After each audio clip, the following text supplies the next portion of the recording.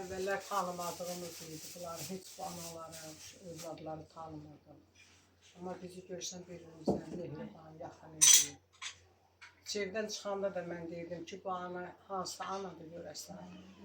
Bax, bizi bir-birimizə mehriban edən, bir-birimizə tanıdan bu balaların, Teymur balanın ömrü mübarək olsun. Allah sana asla alın, səbir versin, dözüm versin.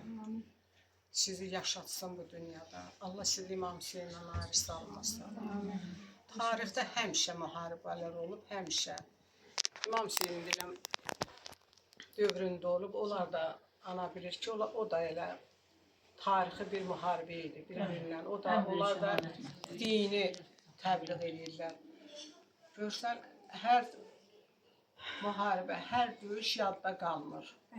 Bax, bizim övladlarımızın da yadda qalan, tarixə düşən bax döyüşü 44 günlük müharibədir. O yadda qalıb. Çünki onlar qələbə çaldılar. 30 illik qələbəni onlar çaldılar. 30 il idi. Bayaq analar deyir ki, orada Kərbəladır. Bəli, Kərbəladır, kimsə qəbul eləmir. Amma mənim üçün də deyirəm, çünki 30 il idi orada şəhid olurdu. 30 il idi analar ağlayırdı. Hər dəfə həmişə gəlirdi, şəhid gəlirdi. Çox şükür ki, balalarımız ona son qoydu. Anaların gözünün yaşı qurudu. Fəxr edirik sizinlə bala.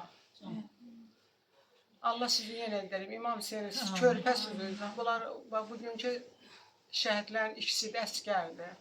Allah sizi şəhidlər, İmam Hüseyin'in balalarından ayrı salmasın. Balalarımız İmam Hüseyin'den ayrı. Mən həmişə deyirəm, oğlum, səni vermişəm İmam Hüseyin'in əskərisən, xidmət elə ona. Allah size səbir versin. Teşekkür, var olasın. Buyur bacım, siz də bir iki kəlmə deyərsiniz.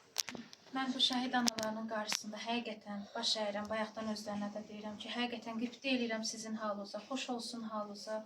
Sizin balalarınız İmam Hüseyin əleyhissalamın məktəbinin yetirmələridir, davamçılarıdır. Allah gənclərimizin hamısını, indiki dövr çox çətin dövrdür də, bilirsiniz. Gənclərimizin vəziyyəti bərbad gündədir. Amma xoş olsun bu gənclərin halına ki, o mübarək yolu seçdilər. Onları yetişdirən analar da əlbəttə ki, o ağac əgər gözəl bar verirsə, mütləq onu gözəl yetişdirəni var. Xoş olsun halınıza ki, gözəl yetişdirmişsiniz o balaları.